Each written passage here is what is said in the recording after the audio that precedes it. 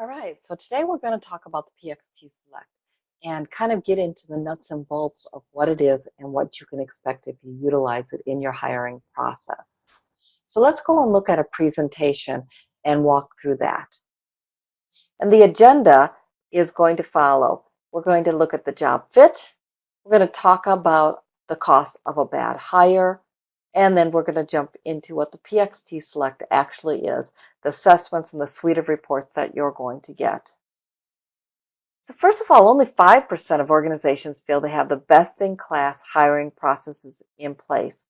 Are you one of those 5? Or you are like most of people where the 95%, they feel like they don't? We know that 1 in 5 new hires are bad or have regretted decisions. We also know that too many organizations make crucial hiring decisions based on impressions rather than data. How many times have you come away from an interview and said, wow, I really liked her. I think she'd be really good on the team. But you actually don't have data that might support that decision. The risks of poor hiring decisions, we know what they are. Poor reputation, employee turnover, frustration, low productivity, low team morale, dissatisfied customers, and the cost of hiring is significant. Department of Labor estimates it as 30% of the first year's earnings. We also know that onboarding, there's a cost. You spend all that time and energy of getting them going in the job position only to have to let them go later. Zappos, who's really good at hiring, estimates that it could be $100 million annually. And we have to ask, what's the cost of a mediocre hire? That might be even worse. Those are the people that you hold on for years saying, well, you know, they do some of the job really good. They just don't do all of the job really good. And eventually, you might end up where you have to let them go. They might actually be really good at the job, but not be a good fit for your actual company. So the cost of a mediocre hire is huge. So let's take, for example, hiring a new patient care coordinator. She has a great resume, impressive background, interviewed extremely well, and seemed like a good team player. She's the one that you said, wow, I really liked her. And you hire her. A couple months later, you discover that, oh, she likes to work alone. She isn't really concerned with building relationships. And she's not very accurate in her billing. Now, we know that for a good job fit, that there are predictors. In fact, the Harvard Business Review says that they've interviewed 360,000 individuals over 20 years in 14 different industries. And what they found that the number one predictor of success is job fit. So how do we get there? What are those predictors of success?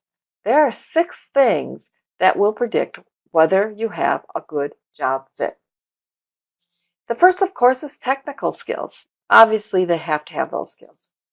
Knowledge of the job and work experience and history. Now, these 3 things we get from the resume and from the interview. What we don't get is thinking style, behavioral traits, and their interests. And it's these last 3 things that we get with the PXT Select assessment. So let's look at that. But before we start, you do have to have some things in place. You have to have a job description.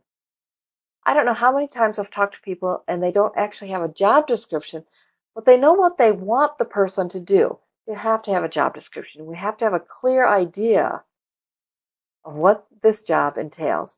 We need to have our onboarding documents ready to go.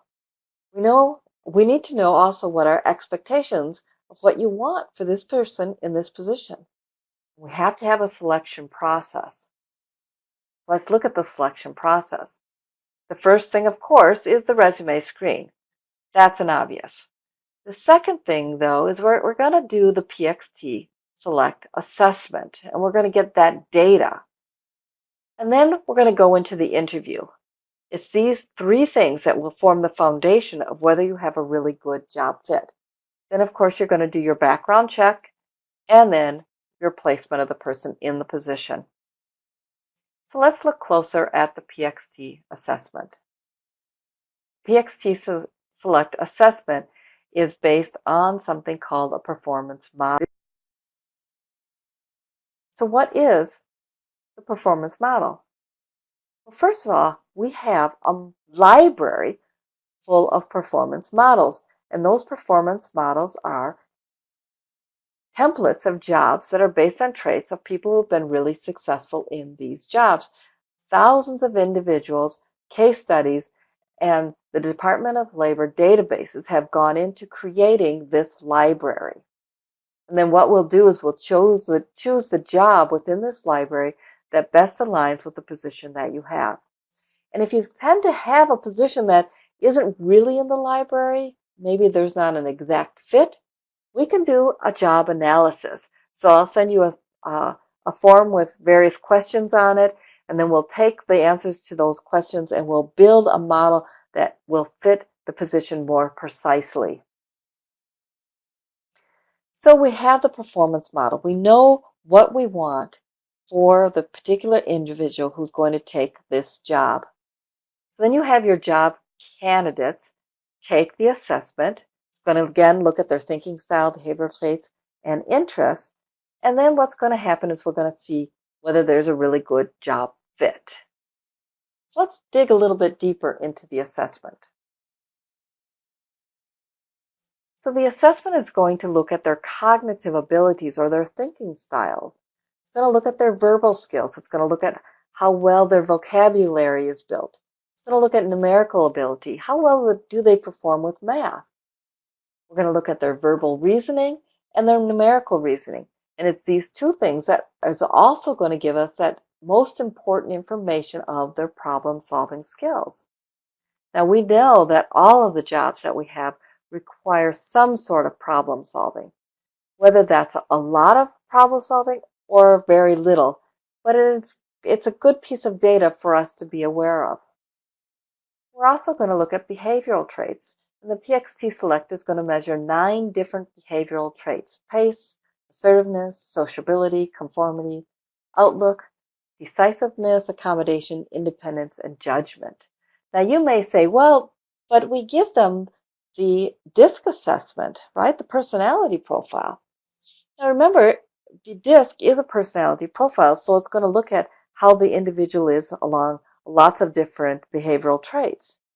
What's different is that the PXT Select is going to have a model of what behavioral traits should look like for the particular position that you're hiring for. That's where the difference comes in. We're also going to look at their interests, whether it's creativity, enterprising, financial, administrative, people service, mechanical, or technical. We know that if we can tap into that energy of where people are passionate about, that we can help them reach their full potential. And so it's important that we look at where their interests lie. So with that one assessment that we give our candidates, we're going to have a suite of reports. The first 4 reports that we get are going to be concerned with selection or identifying the great candidate for the job. So we're going to have the comprehensive selection report, the multiple candidates report, multiple position report, and the performance model report. So the multiple candidate report, I'm going to skip to the second one. We're going to go over the comprehensive selection report in detail. So if we go to the multiple candidate report, that is going to, if you have lots of candidates applying for the same position, you're going to get a report that's going to compare all of those people. The multiple position report is going to take the candidate that you just hired for or that you're thinking about hiring and compare it to different job positions that are available. And then the performance model report is exactly as what it seems. It's going to give you the model of what this person would look like that would be ideal for the position. There's also 2 reports for the participant or the candidate, the individual's feedback report and the graph. Now, these don't really look at the model. It doesn't show the model to the person that's applying, but it gives them their information of how well they did on the test. And then we also have 3 reports that are going to be concerned with onboarding and development. The coaching report, the manager-employee report, and if you have your team taking the PXT Select, you'll get a team report. Let's jump a little bit deeper into the comprehensive selection report. This report is the report that you're going to use most often compared to all the other reports. This is going to show you the actual job fit. So in one page of this report, you're going to have everything, a single glance at the page. And on this report, you're going to be able to see what the fit is for the thinking styles. You're going to be able to see what the fit is for the behavioral traits and what the fit is for their interests. And then finally, you're also going to get the overall fit. Now, the overall fit is based on percentages from those others. So it's not just an average of the 3. It's actually going to be weighted. The thinking style and behavioral traits are going to account for 40% each, and their interest is going to account for 20%. Now, you may wonder why we do it that way, but I'll tell you, if there's not a great fit for their interests, then what we want to be aware of is to ensure that this particular candidate, if we hire them, is getting those needs met either on the job or in their own lives. So we can approach interests and reaching their full potential in a different way if we need to. Let's look a little deeper. So let's look at their cognitive or thinking skills. So we're looking at Nancy speaking, who is applying for a PCC position. And when we look at that, in the thinking style, we see the verbal reasoning, we see verbal skills, numerical reasoning, and numerical ability. And what I want to draw your attention to are these green shaded areas. Those are where we want the person to fall within for a really good job fit. So for verbal skills, we can see that Nancy fits within that green area.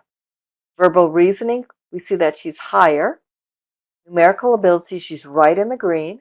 And numerical reasoning, she's a little bit higher. The composite score, which is built of those 4, she's right in the middle.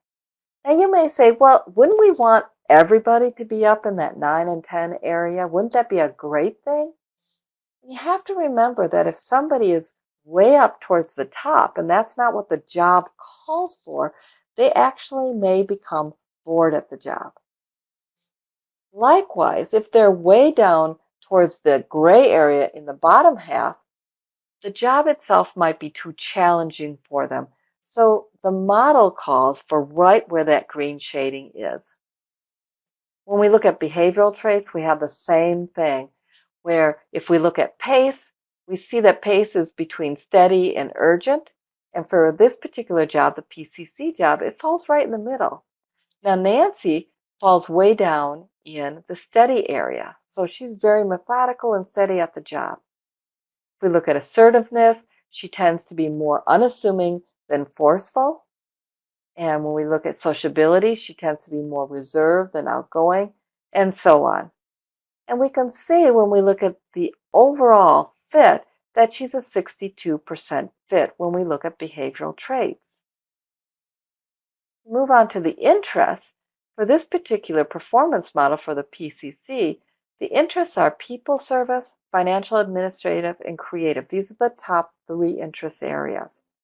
For Nancy, her top interest is people service. Her second interest was tied between enterprising and creative. Her fourth one was financial, and 5 and 6 were technical and mechanical. So she had an 83% fit for her interests. So her overall fit was a 74%. Now what we're looking for is a 70% or higher for a really good job fit.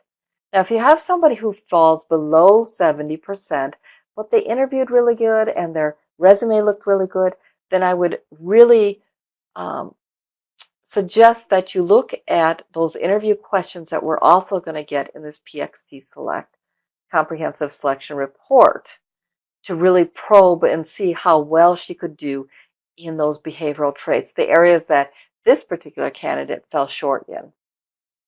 So the comprehensive selection report also gives us a distortion scale.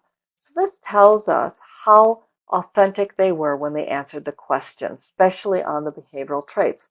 Of course, the thinking styles, it's pretty much a test, right? So it's really looking at the behavioral traits. And we know some people will try really hard to answer in a certain way that fits the certain job. So the distortion scale will let us know how authentic they were. Now, this doesn't discredit their results, but it helps us to understand them a little bit better and maybe to push more during the interview process. Now, those personalized interview questions are so incredibly helpful when you go to the interview. So remember Nancy, she didn't really fit the scale for pace. She was more steady than the performance model called for. She tends to be very patient and good with routine. So we want to listen during the interview portion of her hiring process for how she uses different strategies for negotiating workload, due dates, and resources. So we have some questions right there for you in this report. One question might be, tell me about a time when you had a lot of work and additional assignments kept coming in. How did you handle the workload? So we're going to get some great questions that you can use. You can see on Nancy's sociability and verbal reasoning were some other areas that she had a little bit more difficulty perhaps, or was more challenging. So you're going to get some challenging areas. You're also going to get some areas she did really well in terms of questionnaires. One of the other things that we have available to us is the Sales Comprehensive Selection Report.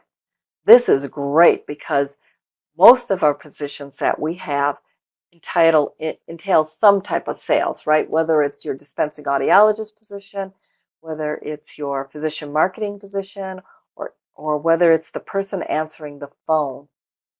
The comprehensive selection report set for sales is going to focus on the sales language. It's going to highlight critical sales practices.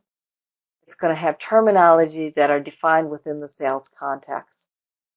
And it's going to describe how a candidate might actually demonstrate them. So let's take a little closer look. The critical sales practices are prospecting, initiating contact, building and maintaining relationships, closing the sale, self-starting, resourcefulness, coachability, and working with a team. Imagine if you could understand how your person or your candidate is going to approach all of these different areas. So for example, we have this guy, Oliver, who's going for a sales position.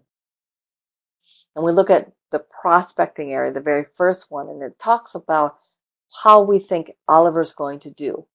So he will probably be most effective in prospecting when it's done in brief spurts of activity rather than over an extended period of time. He may be somewhat careful in determining what qualifies as a solid lead. He may be unwilling to identify key prospective clients if he lacks ample data. And because Oliver is fairly skeptical, he may be more likely to question the feasibility of potential clients, perhaps even evaluating the opportunity with a more critical eye. Imagine if you knew these things about your potential candidate before you hired them. You're going to have one assessment that your candidate is going to take, and you're going to get a suite of reports. The comprehensive selection report or the job fit is critical in terms of helping you make that good hire. You're going to get those personalized interview questions. You're going to get critical sales practices if the job calls for that. Welcome. You've been invited to take a PXT Select assessment. When organizations take the time to match people with jobs that will bring out their best potential, everyone wins. That's why you're here. PXT Select will help you share your work-related behaviors, interests, and problem-solving abilities. That's right, there's going to be some math and some vocabulary. All jobs require some form of problem-solving. That's the reason for these questions. Don't worry if some seem difficult. The assessment is designed to measure the upper range of a person's numerical and verbal ability. No matter who you are, some of these questions will challenge you. Feel free to use a calculator if you wish, but please don't use any other outside assistance like the internet or your high school math teacher. This is not a pass or fail test. It's about understanding the fit between you and a role. You will also answer some simple questions about yourself and your interests. When responding to these questions, it's important to be yourself. There is no time limit for taking PXT Select. Most people set aside an hour, but feel free to complete it at your own pace. If you need to step away, don't worry. Your work will automatically be saved if you exit the assessment before you're finished.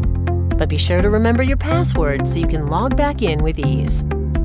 Thank you for taking the time to complete PXT Select.